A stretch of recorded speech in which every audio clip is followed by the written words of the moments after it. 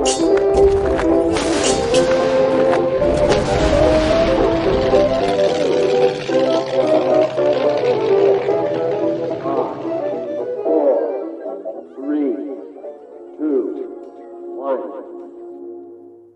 Chalke History Festival special series on history with Jackson. Hello and welcome to History Jackson, the home of accessible and digestible history. And welcome to our Chalke History Festival special series, where we'll be talking to some of the historians, living historians and performers here at Chalke about what they're doing at the festival and their work. Now, Chalke History Festival will be covered comprehensively through History Jackson, be it on our social media, our blog, and our podcast. So if you wanted to check out more and learn more about what's happening at Chalke, do head to the links in the description below. Now, without further ado, I'll leave you to our Chalke History Festival special series episode. So hello and welcome to our Chalke History Festival special series here on History Jackson, and we're joined by Zack White. How you doing? Hello, mate. How you doing? How's it been? I'm knackered, mate. Absolutely shattered. Yeah. The sun's finally gone, so I'm not melting, but it's chilly now, and we're all a little bit tired, and it's been an amazing week, but I think everyone's just a bit run down at this point. Yeah, 7 days is a big stretch. I mean, imagine organising it. Laura's done the most incredible job.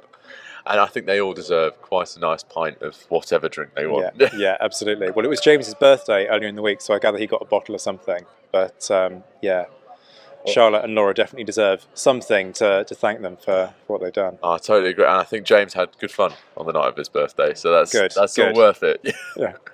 Now, you've got two talks this week. You had two talks this week at Chalke. And they're looking at Napoleonic history. So what got you inspired in looking at this era of history? Yeah, I mean, for me, like a lot of people, I guess, it's sharp that was the gateway drug for me. A quick line of Bernard Cornwell, and that was it. I was hooked. I'm hoping your audience isn't going to run away at the thought of that. But yeah, I think, bear in mind that I was 13 when I first picked up a Sharp book. And I read Sharp's Trafalgar, which I maintain is the best, and everybody says that I'm an idiot for thinking that. But you've got Nelson in it, and the last 100 pages is basically the Battle of Trafalgar. What's not to like? And then, as I was reading that, I also went to Portsmouth Dockyards just after actually the 199th anniversary. Oh wow! So all the wreaths are laid down, the flags are up, just kind of really atmospheric. And from that, I was just absolutely hooked and haven't looked back since. Oh, I'm glad that your personal interest in reading Sharp has gone through into your academic career. Well, the irony is that I now spend a lot of my time correcting Sharp. You know what I mean? Because so many people... So my best memory on a museum visit ever was I was in the Winchester Rifles Museum. Awesome. And they had this little shooting gallery laid out that you could pick up a Baker rifle and kind of take little pot shots. And some guy just walked into the gallery and picked up this Baker rifle and just went, "Yeah, Sharp, innit?" And then walked out again. That was his only engagement with the exhibits. So, it's fantastic, but I just kind of hope people do a little bit more than go, "Oh, I've seen that on telly, I know everything now." Yeah, no, I think that's something that historians have been struggling with, and particularly you've had some struggle this year with media and their portrayal of history. And Ridley Scott, I think, has helped you somewhat with podcast appearances and writing pieces this year. And you've been looking at Napoleon. So can you just briefly give us reason why Ridley Scott is not your best friend at the moment? Are you sure I need to be brief about this? Because I do a half-hour set on this most of the time. Fundamentally, the problem with the Napoleon movie isn't even the historical inaccuracies. It's just that it's a bad movie. There's no investment in it. You don't give a monkeys about Napoleon. You don't understand why he was important. And at the end of it, you're just left cold. And I think for me, it was a massively missed opportunity. It's almost kind of an achievement to take one of the most interesting characters from all of European history and tell their story in a way that is just dull. And you know what? He didn't need to take a dump on the historical profession in order to publicise it either. Was I there? No. Funnily enough, I wasn't. But you know what, Ridley? Neither were you, bruv. So, don't know why I tagged a bruv in the end there. Chalk has broken me. I think we need to send this to Ridley after that. But so who was Napoleon? Who is he? Let's try and correct what Ridley's done here. Okay, so Napoleon Bonaparte is born in Corsica in 1769. Corsica becomes French literally the year before. So somebody far more kind of erudite than me once said that Napoleon was conceived Genoese, because Genoa held the islands beforehand, born Corsican because he was massively invested in the Corsican independence movement until the leader of that movement basically told him to do one, which kind of created, I think it created some daddy issues for Napoleon, the whole Corsican independence thing, because his dad sided with the French, having initially been quite kind of keen on the idea of Corsican independence, and Napoleon kind of saw that as a bit of a betrayal. So Paoli, the guy on Corsica who's leading this independence movement, becomes kind of like a mini mentor for Napoleon, almost like a father figure. And then Napoleon's like, yeah, we're not having you guys. You can just go away. And the Bonapartes have to literally cut and run across the mountains of Corsica, get on a ship, and they never go back. So they literally become homeless overnight. But Napoleon, he isn't somebody who came from nothing and conquered everything like the Ridley Scott flyers suggested. He was minor nobility. His dad got him a place in military academy at Angers, and then off the back of that, he learnt his trade. He was incredibly charismatic as a person, really unpopular at school because he was like ultra intense, like that person that you would have a conversation with, like, whoa, can you go away? Like, you're just talking at me, kind of that level of intensity. Yeah. But he did have a charisma about him. And he was hugely talented as a military commander, works his way up the ranks, very quickly gets the recognition he deserves. A huge military talent. Gets a nickname, the Italian Whirlwind, during his early campaigns because he develops this ability to strike, pivot, and keep striking, keep his enemy guessing.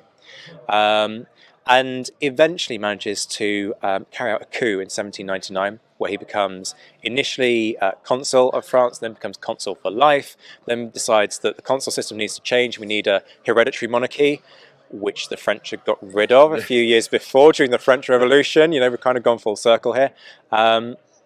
And then rules as emperor from 1804, but becomes the architect of his own downfall because he's just not willing to compromise quite enough, pushes too far. Everybody knows about the disastrous invasion of Russia, and then follow-up defeats at places like Leipzig mean that eventually he's forced to give up the ghost. And how does the rest of Europe respond to Napoleon as a leader? Funnily enough, it's not all what you see in the Ridley Scott film with like Wellington turning around and going, oh, the trouble with Napoleon is his egotism and lack of simple good manners. Because, you know, the real problem with Napoleon was like he was just rude to people at dinner parties, nothing to do with like the whole trying to take over the entirety of Europe thing. So the thing for the coalition powers is that Napoleon is always about kind of trying to tip the balance of power totally in France's favour, which in an era where the key is balance of power, they literally cannot take it. They have to take the terms of the peace treaties when Napoleon slaps them in front of them, because he's dictating these peace treaties after he's won crushing victories. So if the coalition powers turn around and go, no, I don't think so, then he can just go, well, remember that battle at Austerlitz a few days ago?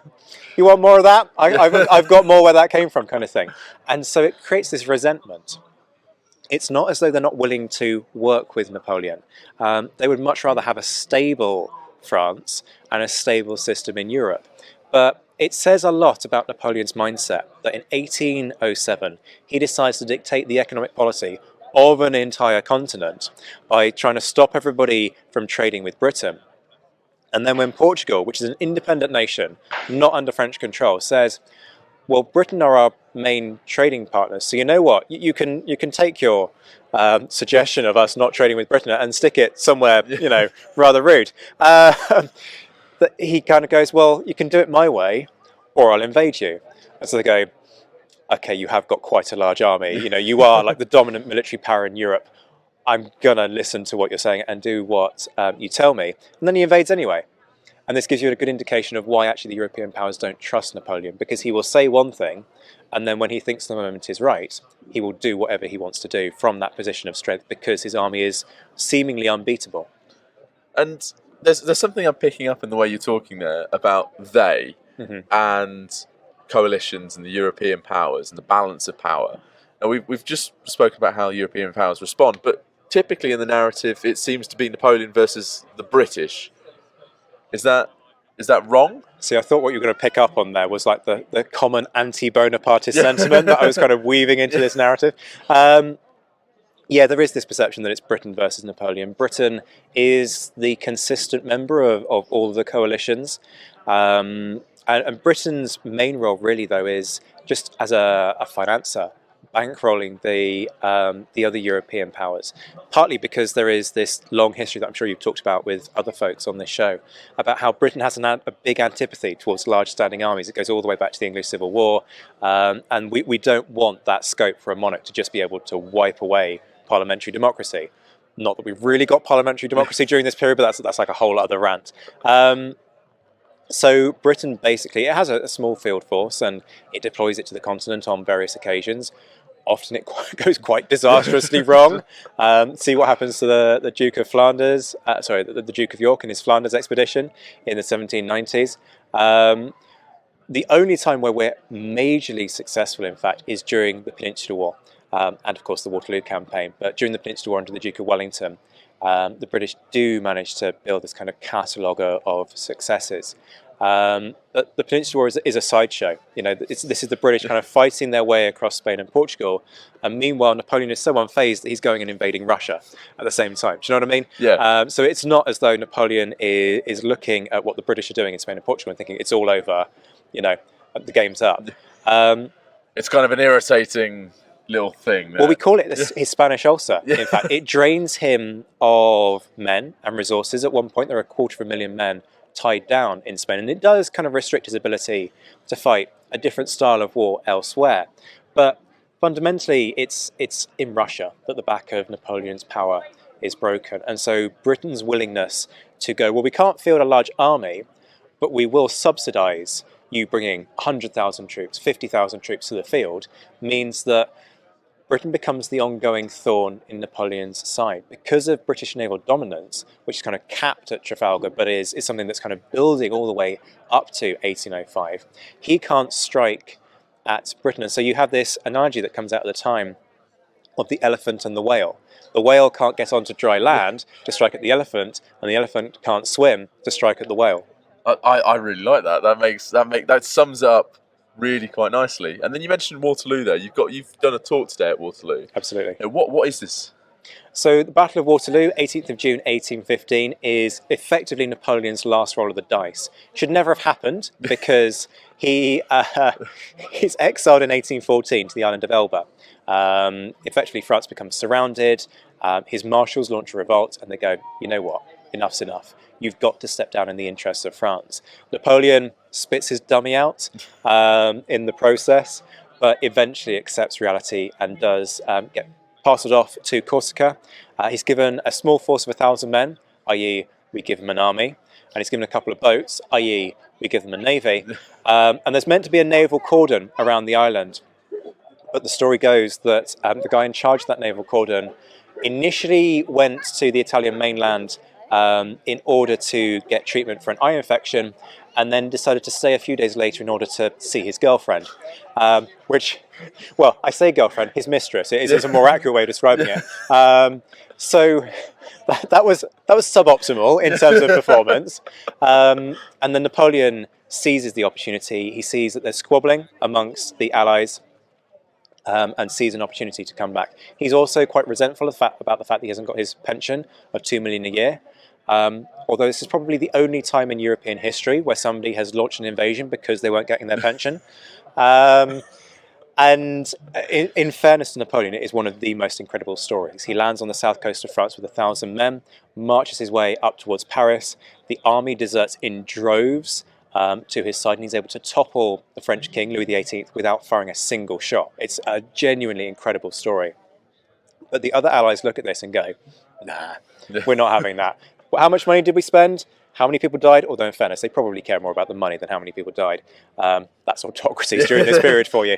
And they just can't let this lie. Partly because for all that Napoleon goes, oh, I don't want war, and he's right, the Allies have got smart to this. They know the reason that Napoleon doesn't want war in 1815 is because he's not ready.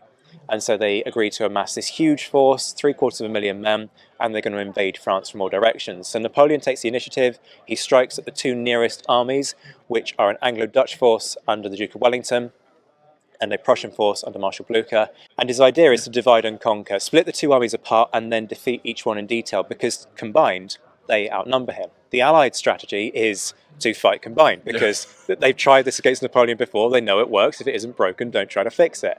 And so the story of Waterloo's campaign is basically both sides trying to effect their respective strategies. And it all comes to a head on the 18th of June at Waterloo, where Wellington basically uses his army as bait. At 3 a.m. in the morning on the 18th, he gets a letter from Blucher that says, "Come what may, I will march with a quarter of my army to support you." And that's the guarantee that Wellington needs to say, okay, the numbers are going to be about all right. I'm just going to sit here, suck up Napoleon's forces, keep him busy until the Prussians sweep in, and then we'll be able to encircle him and the battle will be over.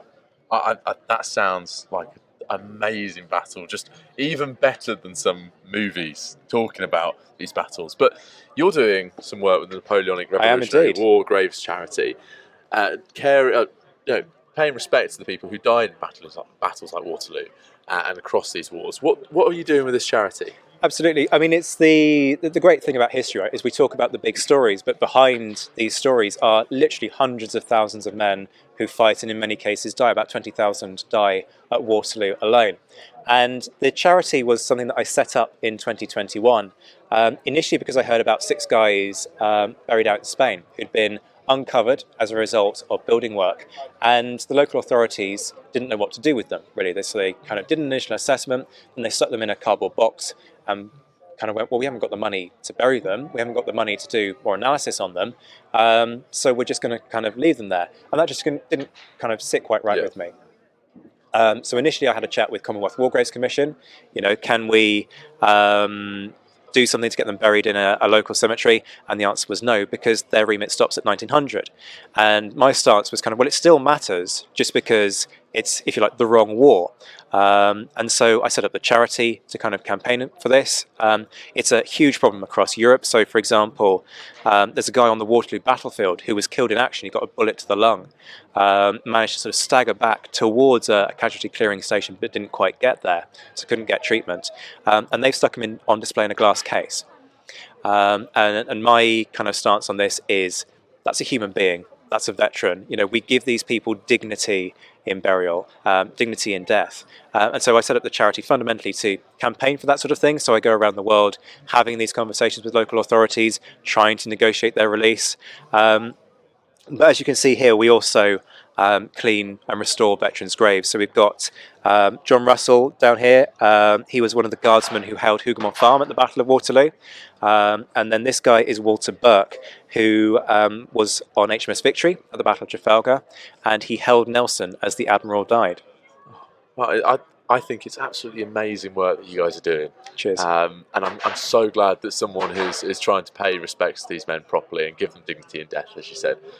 Now, how can people go away and learn more about Napoleonic Revolutionary War Graves charity and your work, Zack? Sure. So I run a podcast, the Napoleonic Wars podcast.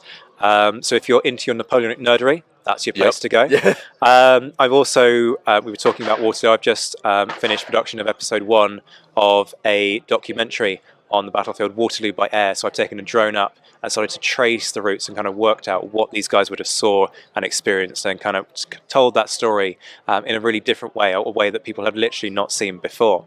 But with regards to the charity, we are online at www.nrwgc.com. We do a whole load of fundraising events over the course of the year, including things like cemetery tours, so that people can go to these graves and kind of pause and reflect on these guys' service. Details are all on our website, and we're also on social media at NRWG Charity. Oh, awesome. Well, we'll make sure a link for all of those is in the description below, so people can go and check them out. But thank you very much. Appreciate it.